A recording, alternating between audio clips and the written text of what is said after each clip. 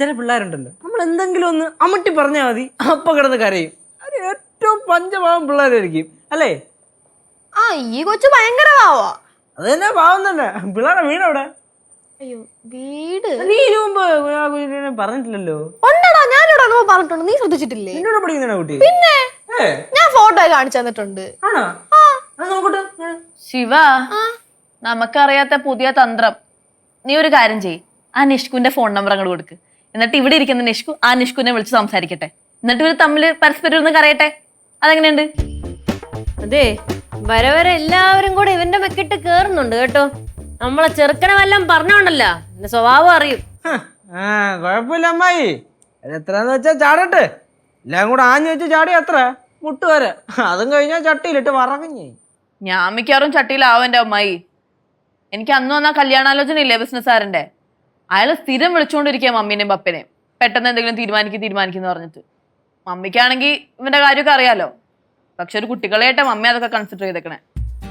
അല്ല എന്നിട്ട് താനെന്താ പറഞ്ഞേ?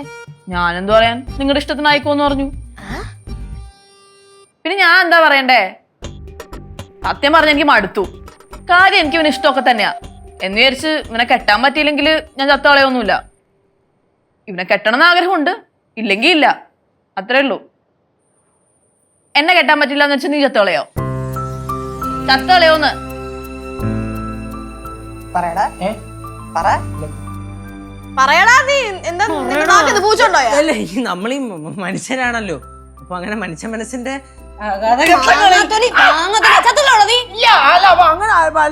അയ്യോ ഈ നമുക്ക് അങ്ങനെ ഈ അരിക്കാൻ പറ്റൂലല്ലോ. ദൈവം തന്ന ഒരു ജീവിതമല്ലേ, അപ്പൊ നമ്മൾ ഈ ജീവിതം ദൈവമായിട്ട് തിരിച്ചെടുക്കാതെ നമ്മളങ്ങനെ നമ്മളായിട്ട് എടുക്കാൻ പാടില്ലല്ലോ. പാടില്ല. നീ പിന്നെ എന്ത് ചെയ്യും? എന്നെ കെട്ടാൻ പറ്റിയില്ലെങ്കിൽ തിന്നെയും കുടിക്കൊന്നും ഇല്ലാതെ റോട്ടിലൂടെ ഇങ്ങനെ അലഞ്ഞിരിഞ്ഞ് നടക്കുവോ? പറയടാ, നടക്കോ നീ? നടക്കൂല. ഐ മീൻ നമ്മുടെ എനിക്ക് അങ്ങനെ നടക്കാൻ പറ്റില്ലല്ലോ. പെങ്ങന്മാരുടെ കാര്യമൊക്കെ നോക്കേണ്ട ഉത്തരവാദിത്തം എനിക്കാണല്ലോ. കേശു, ഞാനൊരു കാര്യം ചോദിക്കട്ടെ? ചോദിച്ചൊന്നും പോരല്ലോ. ഇപ്പൊ വന്ന കല്യാണത്തിന് ഞാൻ സമ്മതിച്ചു. വിചാരിക്ക് ഞാൻ അവനെ കെട്ടിപ്പോവുകയും ചെയ്തു. അപ്പൊ നീ വേറെ ആരെയും സ്നേഹിക്കില്ലേ? കല്യാണം കഴിക്കില്ലേ? അഥവാ നീയാണ് ആദ്യം കെട്ടണമെന്നുണ്ടെങ്കിൽ ഞാൻ എന്തായാലും കെട്ടിപ്പോവും. എന്തോന്നും പറയാനില്ലേ?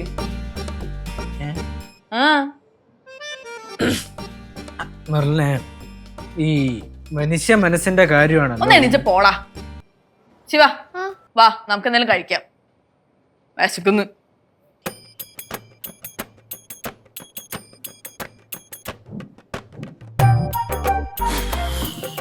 അവളെ കെട്ടാൻ പറ്റാത്തതിന്റെ വിഷമത്തില് വല്ലതും ചെയ്താലുണ്ടല്ലോ ചവിട്ടി ഞാൻ.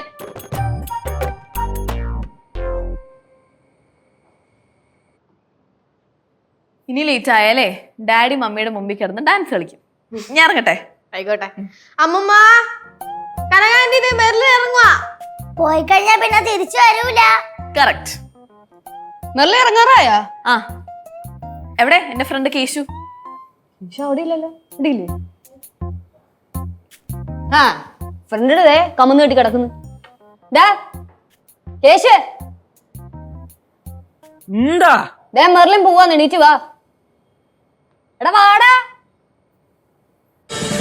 ഫ്ലവേഴ്സ് ഒരുക്കുന്ന കാഴ്ച വസന്തം യൂട്യൂബിൽ പ്രേക്ഷകർക്ക് ലൈവായി കാണാം. ഫ്ലവേഴ്സ് കോമഡിയിൽ ജോയിൻ ചെയ്യൂ, ആസ്വദിക്കൂ.